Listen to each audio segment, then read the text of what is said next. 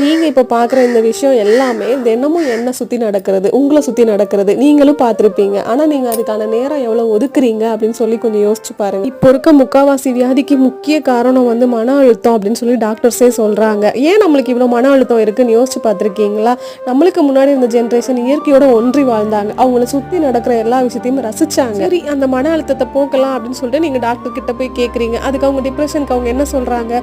மீன் நீந்துறத பாருங்க, விளக்க ஏத்தி வச்சு அந்த ஒலி ஆடுறத அசைறத பாருங்க அப்படின்னு சொல்றாங்க. அதாவது ஒரு பொருளை நீங்க விட்டு கவனிக்கிறதையே இன்னொரு டாக்டர் நம்மளுக்கு சொல்லி கொடுக்குற மாதிரி நிலைமைக்கு நம்ம போயிட்டோம். நம்மளே எப்படின்னா நம்ம குழந்தைங்க ஜென்ரேஷன்லாம் யோசிச்சு பாருங்க. போனு, டிவி, இன்டர்நெட், புக்ஸ், படிப்பு. அப்பா, உங்க குழந்தைங்களுக்கு அவங்கள சுத்தி நடக்கிற விஷயத்த கண்டிப்பா ரசிக்க சொல்லி கொடுங்க. நீங்க ரசிங்க, அதை பார்த்து அவங்களும் கண்டிப்பா ரசிப்பாங்க. என்னோட இந்த சேனலுக்கு 500 சப்ஸ்கிரைபர் வந்திருக்காங்க. ரொம்ப ரொம்ப சந்தோஷமா இருக்கு. Thank you for your love and support. Next வீடியோல ஒரு முரட்டு பையனை காட்ட போறேன். அவனை ரசிக்கலாமா ரசிக்க கூடாதா நீங்களே சொல்லுங்க.